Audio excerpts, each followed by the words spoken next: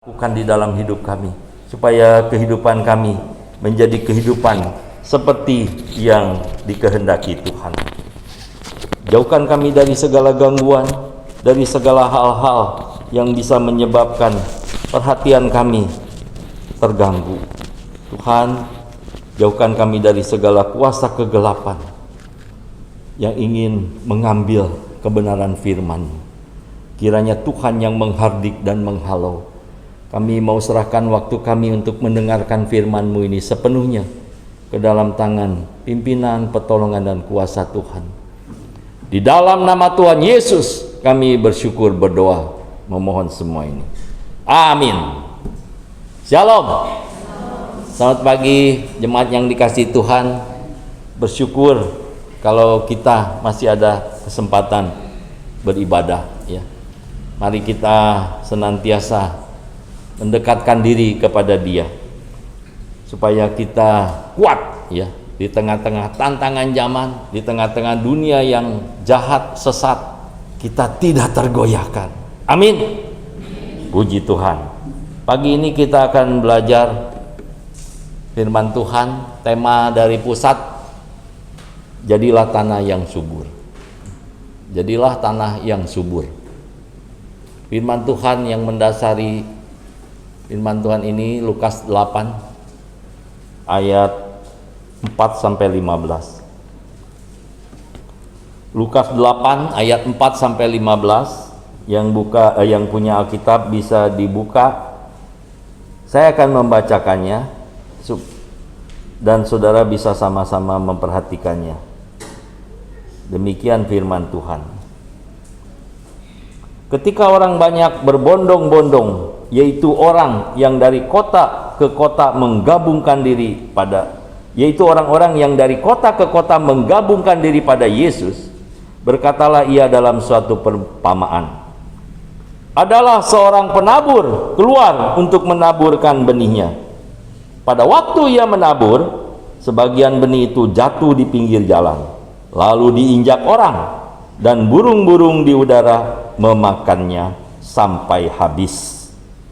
Sebagian jatuh di tanah yang berbatu-batu, dan setelah tumbuh ia menjadi kering karena tidak mendapat air. Sebagian lagi jatuh di tengah semak duri, dan semak itu tumbuh bersama-sama dan menghimpitnya sampai mati. Dan sebagian jatuh di tanah yang baik, dan setelah tumbuh berbuah 100 kali lipat. Setelah berkata demikian, Yesus berseru, "Siapa yang mempunyai telinga untuk mendengar, hendaklah ia mendengar." Murid-muridnya bertanya kepadanya, "Apa maksud perumpamaan itu?" Lalu ia menjawab, "Kepadamu diberi karunia untuk mengetahui rahasia kerajaan Allah. Tetapi kepada orang-orang lain, hal itu diberitakan dalam perumpamaan, supaya sekalipun memandang, mereka tidak melihat, dan sekalipun mendengar, mereka tidak mengerti." Inilah arti perumpamaan itu. Benih itu ialah firman Allah. Yang jatuh di pinggir jalan itu ialah orang yang telah mendengarnya. Kemudian datanglah iblis, lalu mengambil firman itu dari dalam hati mereka, supaya mereka jangan percaya dan diselamatkan. Yang jatuh di tanah yang berbatu-batu itu ialah orang yang setelah mendengar firman itu menerimanya dengan gembira, tetapi mereka itu tidak berakar. Mereka percaya sebentar saja, dan dalam masa pencobaan mereka murtad. Yang jatuh dalam semak duri ialah orang yang telah mendengar firman itu, dan dalam pertumbuhan selanjutnya mereka terhimpit oleh kekhawatiran dan kekayaan dan kenikmatan hidup, sehingga mereka tidak menghasilkan buah yang matang.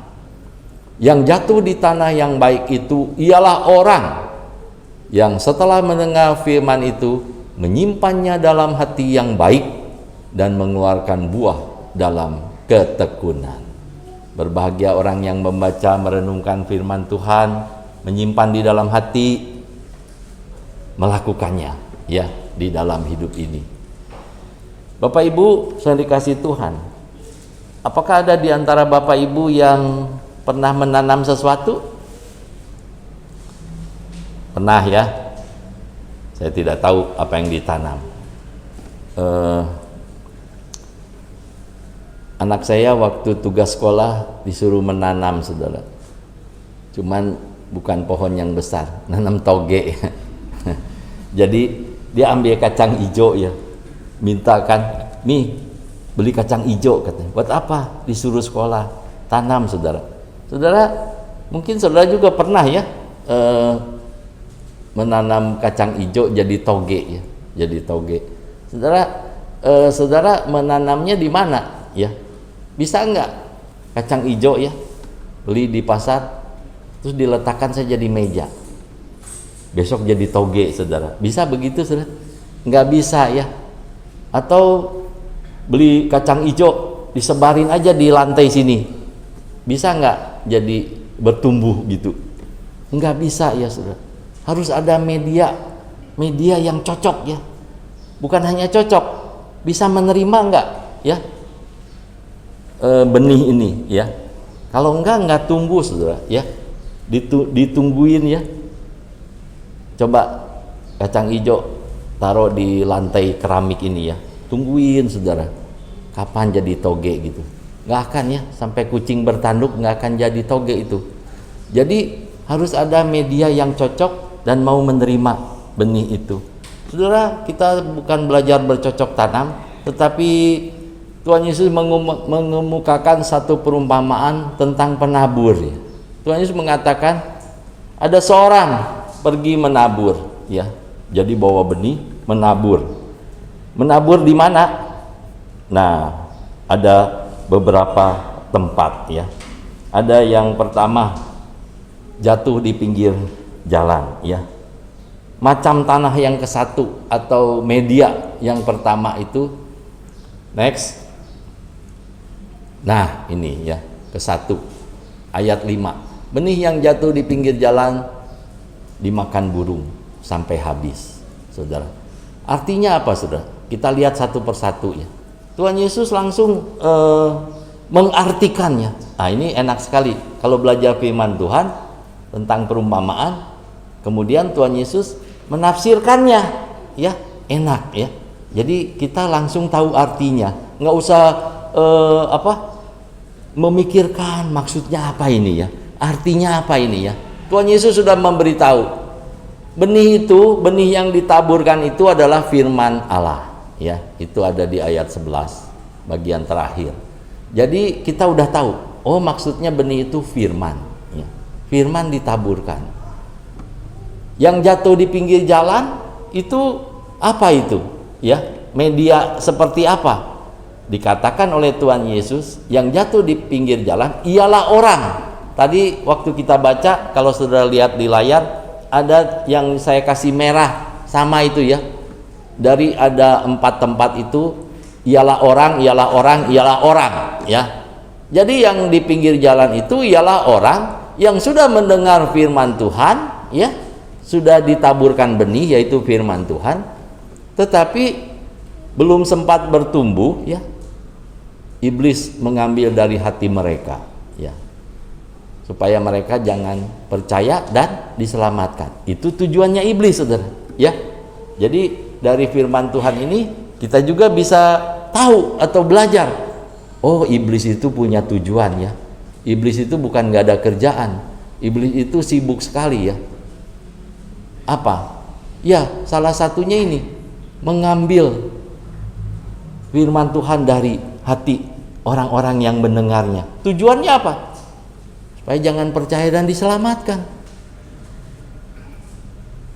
Cara ngambilnya gimana, Pak? Nah, itu saya nggak tahu ya, karena iblis itu nggak kelihatan ya. Tahu-tahu kita sudah tidak percaya aja ya. Terus kalau orang tidak percaya, tidak beroleh keselamatan. Saya ingat waktu saya masih muda, diinjili, saudara.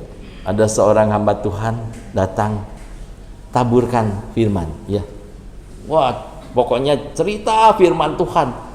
Saya tuh berdua sama teman saya, ya, teman ya sahabat, kemana-mana bareng, ya, main bareng. Jadi kami itu masih muda, waktu itu baru lulus SMA, ya. Hidup tidak tentu arah tujuan, tidak tentu. Apalagi saya sebagai orang yang yatim piatu, ya, tidak punya orang tua, dua-dua sudah meninggal, tidak ada yang mengajar, memberi petunjuk, menasehati, atau kalau salah menegur, ya. Jadi hidup saya gimana saya, apa yang saya ingin, apa yang saya mau, itu yang saya lakukan, itu yang saya kejar. Jadi itulah saya terjerumus ke berbagai hal-hal yang negatif, ya. Saya dari muda sudah menjadi perokok berat, ya, bisa sampai 2-3 bungkus satu hari, saudara. Kemudian suka main judi, main dingdong, main apalah, ya. Jadi waktu ada penginjil datang, ya, menginjili saya, taburkan firman Tuhan, saya itu hadir di situ. Saya perhatikan dia gitu. Tapi sebetulnya saya tidak dengar apa yang dia omong, ya. Tahu sih dia lagi ngomongin firman Tuhan, menjelaskan begini begitu manusia itu berdosa, ya. Kemudian Tuhan datang, rela mati. Saya dengar tapi tidak mengerti, saudara. Karena di dalam hati saya tuh saya berpikir, ya. Bukannya dengar, saya mikir. Alah, omong firman Tuhan, dari dulu juga saya sudah sering dengar. Kan saya dari kecil juga sekolah minggu, begitu kan. Jadi saya memikirkan yang lain. Ini kapan ya pulangnya, saya pikir nih. Lama sekali ngomong, ya. Saya udah mau pergi nih, ya, sama teman saya. Jadi sementara dia ngomong, saya juga ngomong di dalam hati, saudara, ya. Sehingga saya tidak bisa percaya, saudara. Karena saya tidak menangkap atau tidak mendengarkan dengan perhatiannya, saudara. Mungkin di situ juga ada kuasa kegelapan, roh-roh jahat yang mengambil firman Tuhan itu. Tujuannya supaya saya nggak percaya dan diselamatkan. Memang keselamatan itu anugerah, saudara. Sampai suatu saat saya bisa percaya, ya. Itu jenis tanah yang pertama, saudara, ya. Jatuh di pinggir jalan, enggak sempat bertumbuh, ya. Sama seperti keadaan saya waktu itu. Firman Tuhan ditaburkan, ya, enggak bertumbuh, ya. Sehingga saya enggak percaya, ya. Jadi saya anggap hamba Tuhan ini cuman cuap-cuap aja, ngomong aja, ya. Masuk kiri keluar kanan. Nah, seperti itulah, ya. Kemudian yang kedua, saudara, yang kedua, benih yang jatuh di tanah yang berbatu-batu. Setelah tumbuh menjadi kering, tidak mendapat air, ya. Artinya apa, saudara? Ialah orang setelah mendengar firman, menerima dengan gembira, tidak berakar. Kayak pohon toge kali, ya, nggak berakar. Percaya sebentar saja. Dalam masa pencobaan mereka murtad. Saudara, ada banyak contoh yang saya temukan yang jenis ini nih. Ketika mendengar firman Tuhan, mendengar semangat, ya, kemudian percaya. Gampang sekali sepertinya percaya, ya. Setelah tumbuh sebentar menjadi kering karena kurang air, saudara. Karena kan tanah berbatu-batu, saudara. Itu gambaran orang setelah mendengar firman, menerima dengan gembira, tapi tidak punya akar yang kokoh, ya. Firman Tuhan itu tumbuh sebentar, tapi tidak punya akar yang kokoh, sehingga ketika ada pencobaan, kalau di dalam benih itu ketika hari siang matahari menyinari itu mati, ya, kering, dikatakan menjadi kering, saudara. Nah, itu gambaran orang yang ketika percaya menerima firman Tuhan itu, tetapi tidak tahan, ya, menanggung pencobaan, ya. Ada seorang muda ketika saya injili, mereka menerima, ya, menerima dan mengamini. Saya jelaskan semua Injil dari permulaan sampai akhir. Bagaimana manusia berdosa, manusia tidak bisa menyelamatkan diri sendiri, sampai jalan keluar dari dosa itu. Ya saya tanya jawab, ya.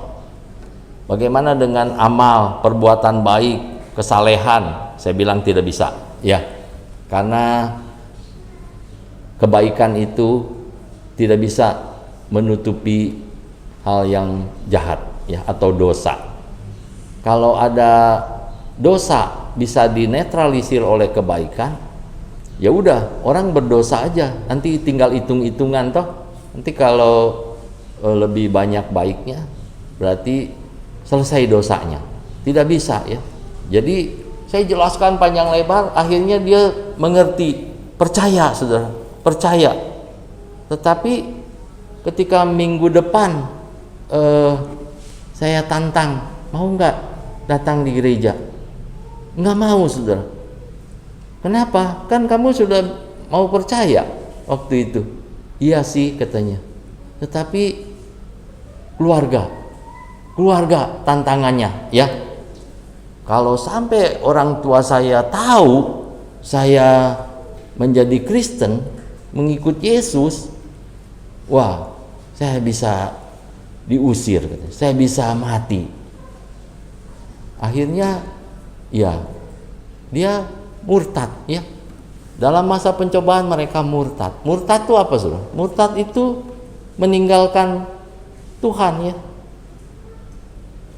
Saudara, ada banyak pencobaan di dunia ini, ya. Bukan hanya keluarga. Ada banyak tantangan-tantangan lain, ya. Mungkin dari teman-teman. Waktu saya memutuskan saya mau menjadi hamba Tuhan, teman-teman saya kurang respect, ya. Kalau dulu padahal dekat, ya, sahabat dekat. Tapi ketika saya memutuskan saya mau menjadi hamba Tuhan, saya mau masuk seminari, wah, mereka mulai menjauh, ya, menjauh. Ada yang mengatakan, kamu sudah beda jalan sama saya, katanya. Ya, nggak apa-apa, saya pikirlah, ya, kehilangan teman nggak apa-apa. Nah, itu tahan di dalam pencobaan, saudara. Ada banyak pencobaan-pencobaan yang lebih kejam, yang lebih keras, saudara. Tetapi kita tahan nggak, ya? Saudara, kalau firman Tuhan itu jatuh di tanah yang berbatu-batu, ya, itu nggak tahan, saudara, ya. Ketika ada pencobaan, itu gambaran dari orang yang tidak mau bertahan, ya, sampai kepada kesudahannya, sehingga mati, saudara, mati, ya, atau murtad, nggak mau lagi percaya. Saudara, di dalam Lukas 8:13, di dalam tafsiran Tuhan Yesus tadi, ya, perumpamaan ini secara tegas ia menyatakan adanya kemungkinan seorang menjadi percaya. Ya, pertamanya dengan tulus hati mau percaya, melangkah dalam hidup beriman, ya. Tetapi kemudian murtad karena gagal untuk melawan pencobaan, saudara. Gagal melawan pencobaan. Kemudian yang ketiga, saudara, macam tanah ketiga di ayat 7, yaitu benih yang jatuh di tengah semak duri. Semak duri tumbuh bersama dengan semak duri itu. Semak duri itu menghimpitnya sampai mati. Firman Tuhan itu tumbuh, saudara, tapi di dalam pertumbuhannya dihimpit, ya, ketekan, digencet, ya, sama semak duri itu, mati. Itu artinya apa? Tuhan Yesus mengatakan, ialah orang yang telah mendengar firman, pertumbuhannya terhimpit oleh kekhawatiran, kekayaan, dan kenikmatan hidup. Mungkin saudara bertanya, gimana Pak?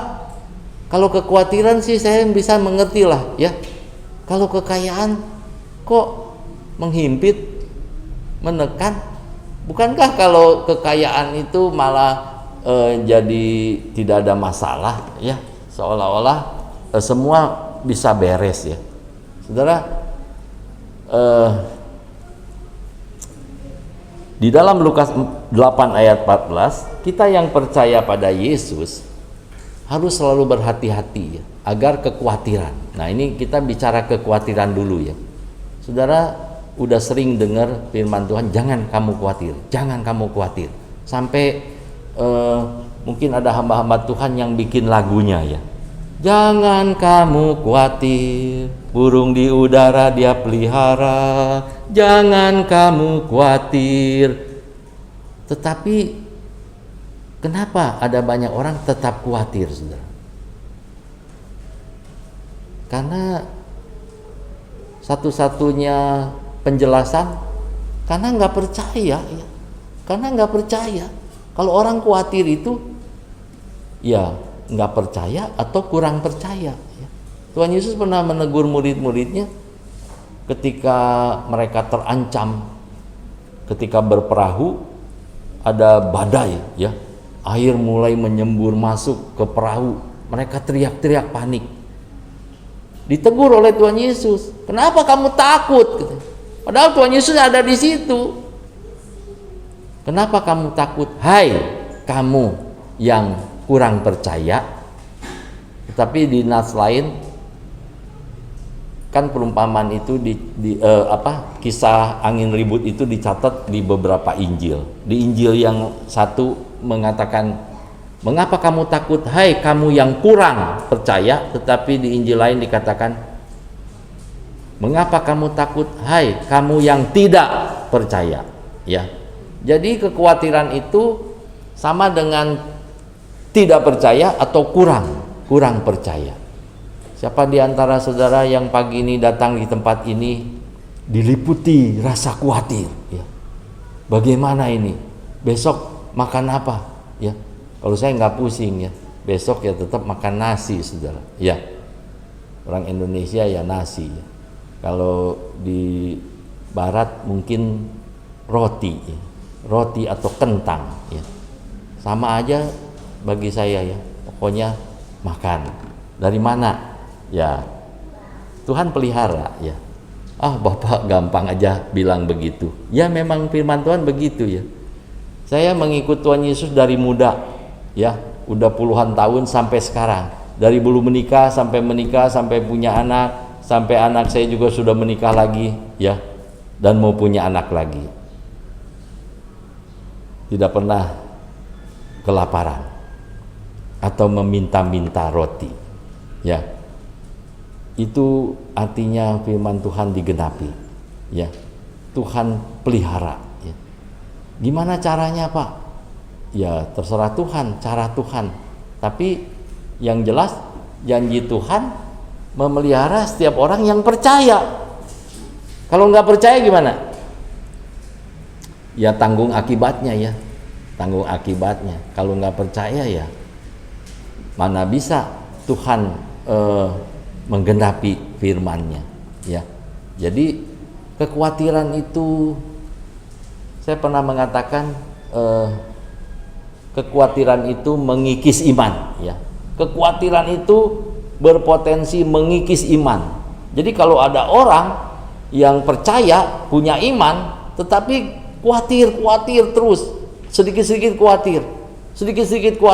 Kekhawatiran itu akan mengikis iman saudara. Semakin tipis, semakin hilang. Atau kemungkinan kedua saudara, iman itu yang mengikis kekhawatiran. Kalau saudara punya iman ya, yang terus bertumbuh, semakin kuat imannya ya, semakin berjalan bersama dengan Tuhan, semakin percaya, semakin kuat, itu kekhawatiran akan hilang, terkikis, hilang sirna oleh karena iman saudara ya. Ada dua kemungkinan, kekhawatiran melenyapkan iman saudara, atau iman saudara melenyapkan kekhawatiran. Yang kedua saudara,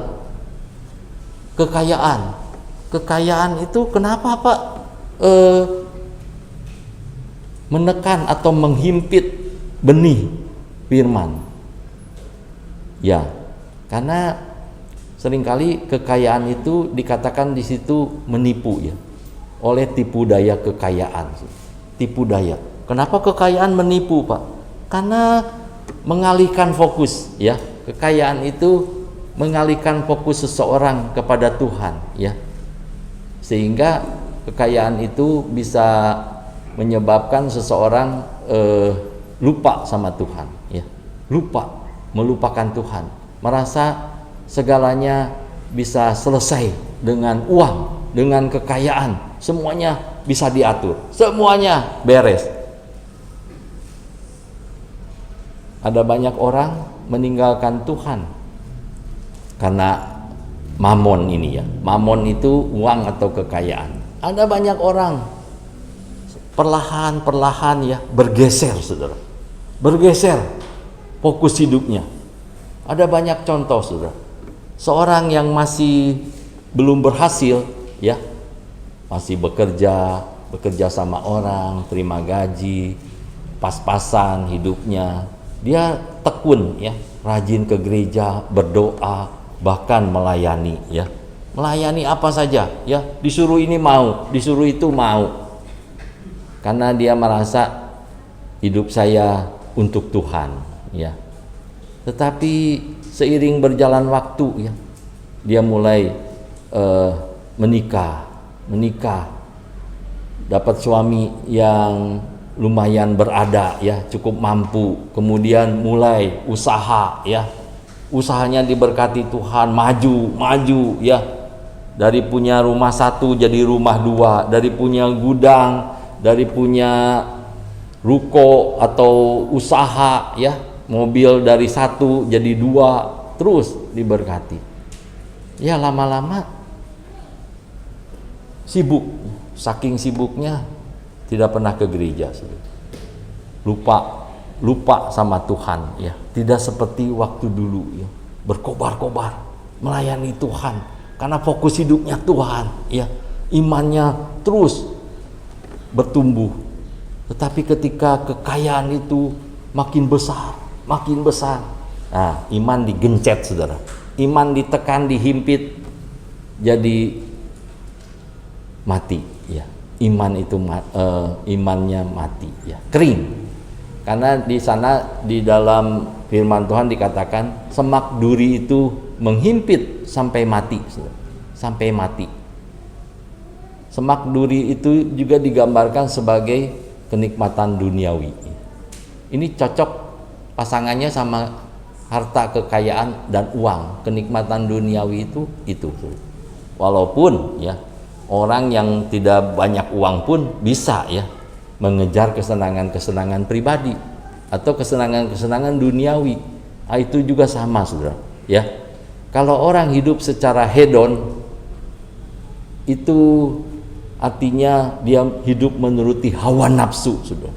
Di dalam setiap orang, termasuk orang Kristen, hawa nafsu itu masih ada ya di dalam tubuh kita yang akan binasa ini, bekerja dengan hebat, hari lepas hari terus merongrong rohani kita supaya dituruti ya, hawa nafsu itu ya. Itulah kenikmatan duniawi ya. Ada banyak orang yang terjerat kasus-kasus kriminal, harus dipenjara, harus berurusan dengan polisi, aparat keamanan dan lain-lain. Kenapa, saudara?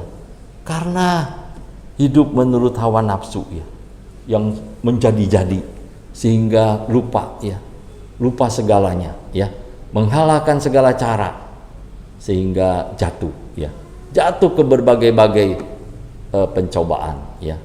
Itu semak duri, saudara, semak duri. Marilah kita masing-masing bertanya, apa yang sedang terjadi dalam hidupku?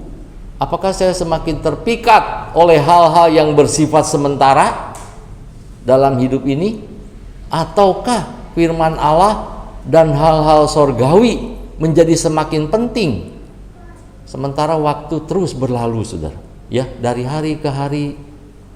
Tadi istri saya pagi-pagi bilang udah minggu lagi ya, minggu depan udah minggu lagi, artinya cepat sekali ya, cepat sekali. Selasa persekutuan doa PA lagi ya.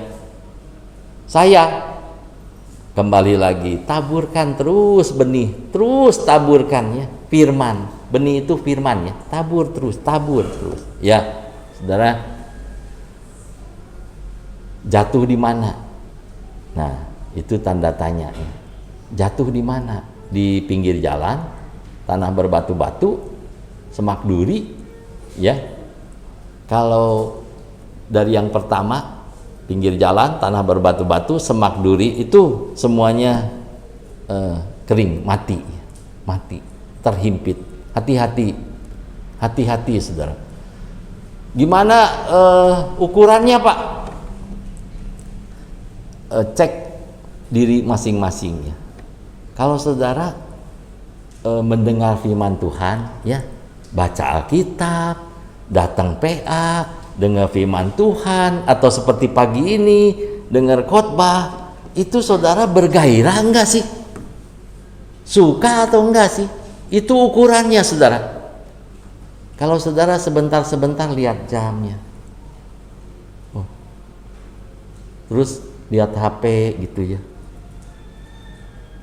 bosan lihat jam, lihat HP, lihat kanan kiri gitu, lama-lama melototin saya. Waduh, saya jadi takut ya saudara.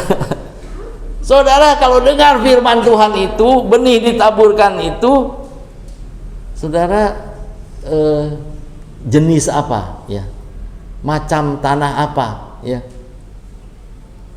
Saya mah pinggir jalan Pak. Saudara, ada orang ya, bukan di sini saudara, di sini mah baik-baik semua, perhatian, saya juga kagum saudara. Ada di Jawa ini mah, saya cerita di Jawa ya saudara. Waktu saya khotbah ya, keluar dia. Saya pikir kenapa ya? Oh mungkin ada perlu ya. Tapi minggu depannya begitu juga saudara. Saya khotbah, keluar lagi. Belakangan saya dikasih tahu ya. Karena saya bertanya-tanya dan saya tidak tahu. Masa saya lagi khotbah nih ya, pas dia keluar, saya turun dulu. Maaf ya, jemaat, saya keluar dulu. Dia lagi ngapain saya? Kan nggak mungkin begitu saudara. Jadi pengen tahu kenapa sih dia keluar? Ada yang memberitahu saya saudara. Itu duduk-duduk di parkiran ya, sambil merokok begitu. Jadi saya pikir,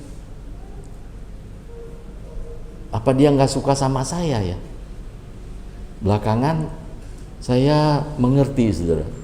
Rupanya bukan hanya nggak suka sama saya, dua-dua saudara. Nggak suka sama saya, nggak suka firman juga. Jadi lengkap saudara. Wah, saya pikir ini berbatu-batu atau pinggir jalan nih ya.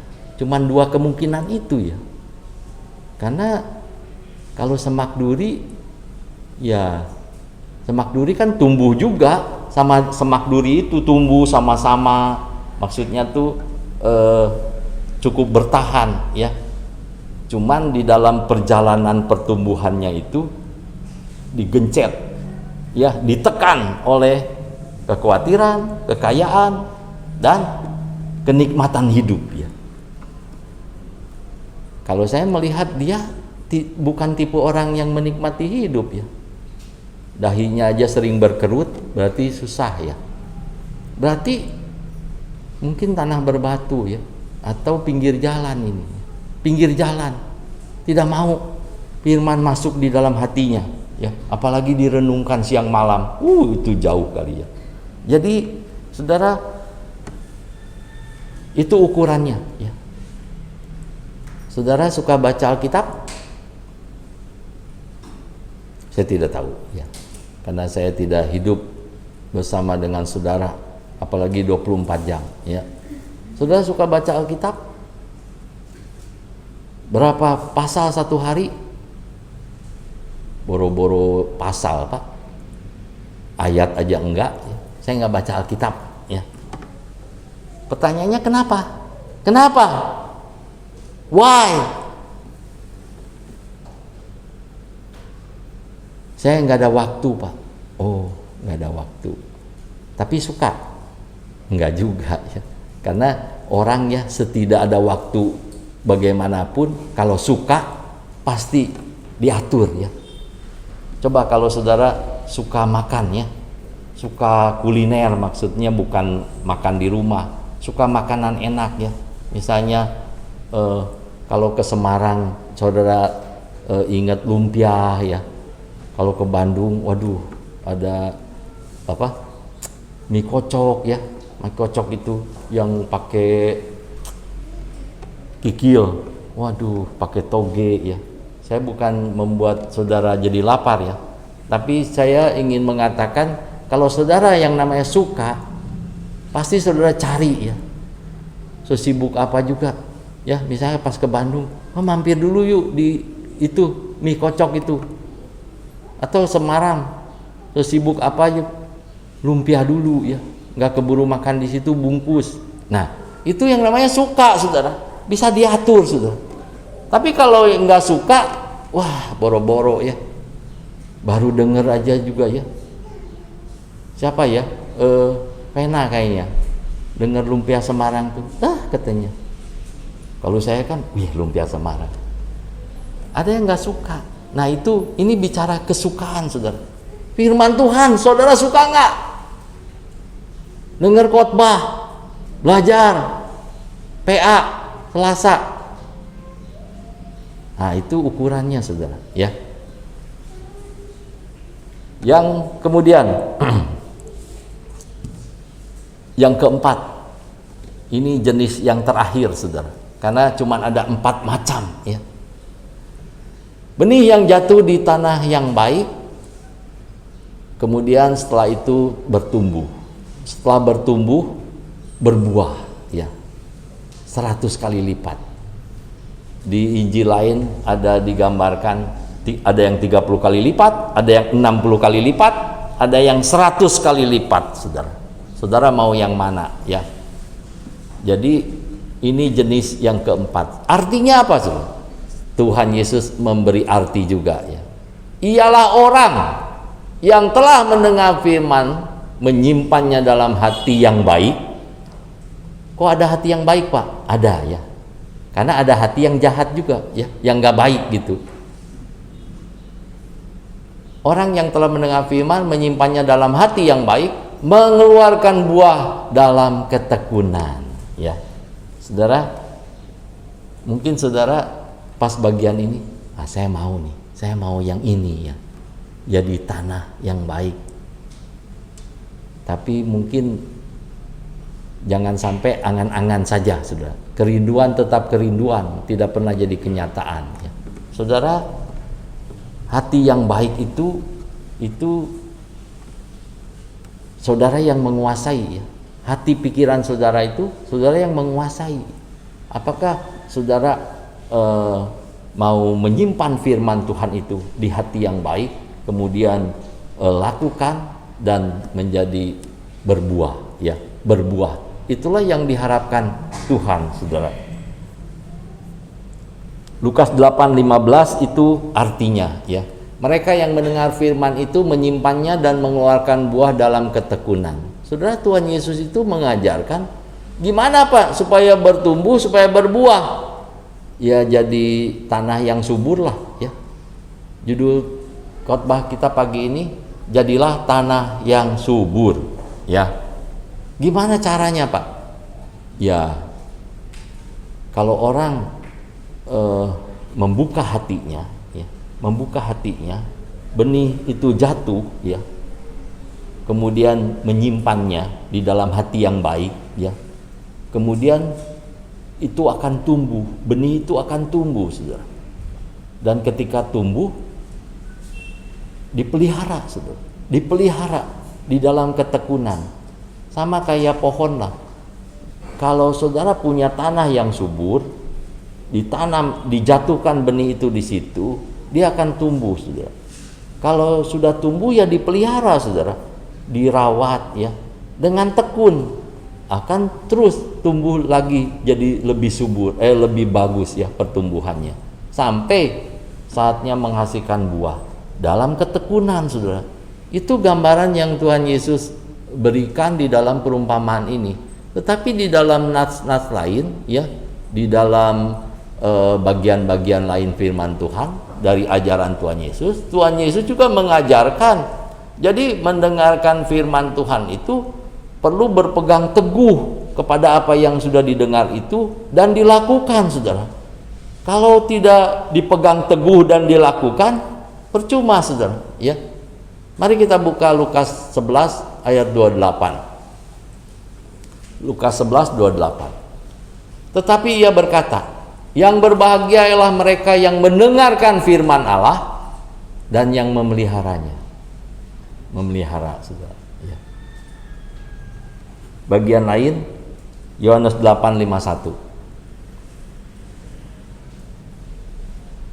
Aku berkata kepadamu, sesungguhnya barang siapa menuruti firman-Ku, ia tidak akan mengalami maut sampai selama-lamanya. Ini keselamatan kekal, saudara, ya. Kalau saudara mengikuti apa maunya Tuhan Yesus, saudara tidak akan mengalami maut sampai selama-lamanya, ya. Kemudian 1 Korintus 15 ayat 1 dan 2. Dan sekarang saudara-saudara, aku mau mengingatkan kamu kepada Injil yang aku beritakan kepadamu dan yang kamu terima dan yang di dalamnya kamu teguh berdiri. Teguh berdiri loh, ya. Oleh Injil itu kamu diselamatkan, asal kamu teguh berpegang padanya, seperti yang telah kuberitakan kepadamu, kecuali kalau kamu telah sia-sia saja menjadi percaya. Kenapa bisa sia-sia saja menjadi percaya, saudara? Karena mungkin tidak bertahan tadi, tidak bertahan sampai pada kesudahannya, mati, tumbuh sebentar, mati, kering, tumbuh tapi bersamaan dengan semak duri, kekhawatiran, tipu daya kekayaan, dan kenikmatan hidup, kenikmatan duniawi menghimpit, mati, saudara, ya. Kolose 1 ayat 21. Juga kamu yang dahulu hidup jauh dari Allah dan yang memusuhinya dalam hati dan pikiran, 21 sampai 23, ya. Seperti yang nyata dalam perbuatanmu yang jahat, sekarang diperdamaikannya di dalam tubuh jasmani Kristus oleh kematiannya, untuk menempatkan kamu kudus dan tak bercela dan tak bercacat di hadapannya. Sebab itu kamu harus bertekun dalam iman, tetap teguh dan tidak bergoncang, dan jangan mau digeser dari pengharapan Injil yang telah kamu dengar dan yang telah dikabarkan di seluruh alam di bawah langit, dan yang aku ini Paulus telah menjadi pelayannya. Saudara, saya harap Kolose 1 ayat 21 sampai 23 ini jelas, ya. Saudara, kalau percaya Tuhan Yesus itu, saudara akan memperoleh hidup yang kekal. Saudara akan diterima di keluarga Allah, ya. Ditempatkan sebagai orang yang dikuduskan, tak bercacat celak, tetapi berpegang teguh di dalam iman, bertekun, ya, dan jangan mau digeser oleh apapun, ya. Oleh kekayaan pun tidak bergoncang, ya, tidak bergeser, tetap, karena segala sesuatu yang lahiriah itu sifatnya sementara, saudara. Saudara tetap fokus ke yang kekal atau tidak, ya. Kemudian 1 Timotius 4 ayat 1.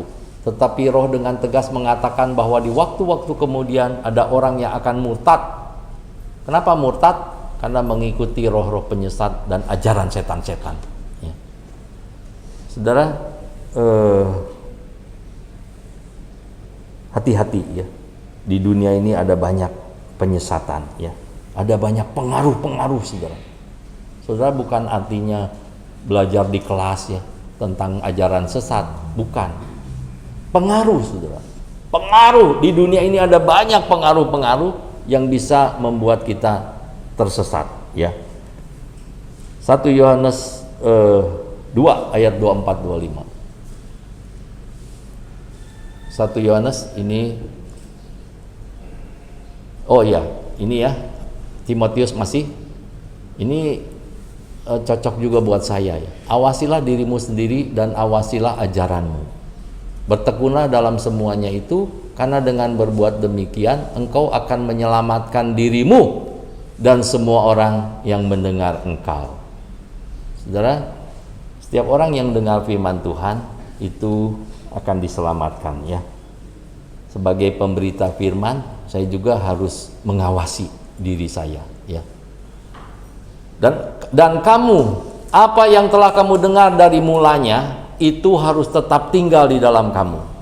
Jika apa yang telah kamu dengar dari mulanya itu tetap tinggal di dalam kamu, maka kamu akan tetap tinggal di dalam Anak dan di dalam Bapa. Jadi harus tetap, saudara, ya. Dan inilah janji yang telah dijanjikannya sendiri kepada kita, yaitu hidup yang kekal.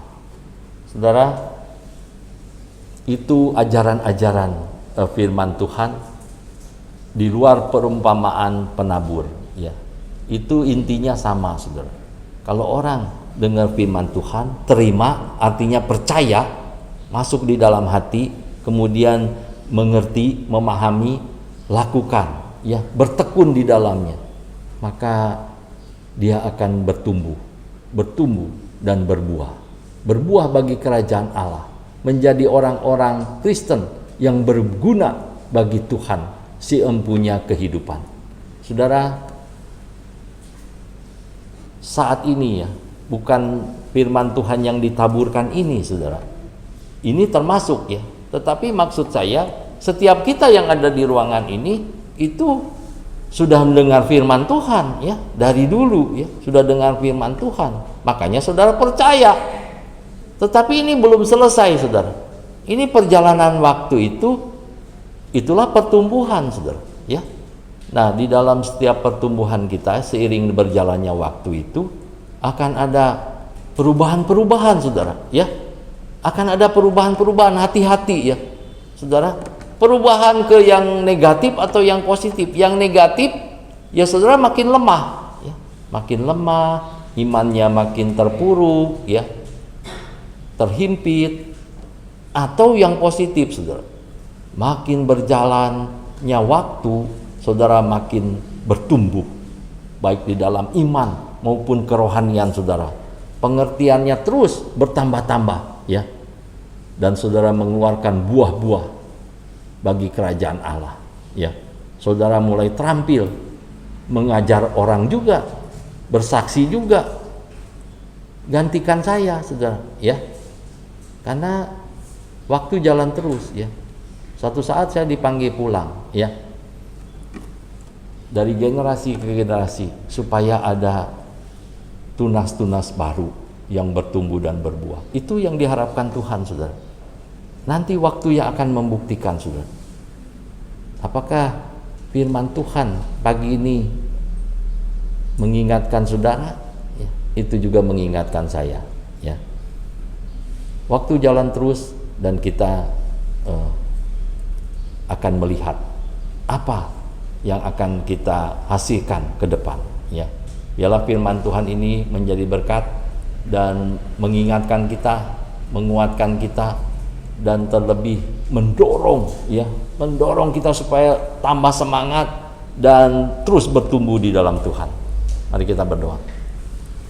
Bapa di dalam sorga, bersyukur untuk firman-Mu yang bisa kami dengar. Engkau yang mengemukakan perumpamaan tentang penabur dan memberikan artinya. Bersyukur Tuhan, sehingga kami mengerti. Tuhan menginginkan supaya firman yang kami dengar itu kami pelihara, kami renungkan, kami mengerti, dan kami lakukan di dalam hidup kami hari lepas hari, sehingga kami terus bertumbuh dan berbuah-buah lebat. Tuhan, inilah hidup kami. Jadikan kami bagai tanah yang subur, sehingga ketika benih firman-Mu kami dengar, tidak berlalu begitu saja, tapi bertumbuh. Seiring dengan berjalan waktu, kami semakin kuat di dalam Tuhan dan berbuah-buah bagi kerajaan Allah. Kami dipakai Tuhan untuk menjadi berkat, menjadi saksi Tuhan dimanapun kami berada. Kami mau serahkan waktu kami, hidup kami, aktivitas kami, segenap keberadaan kami ke dalam tangan pimpinan dan pertolongan Tuhan.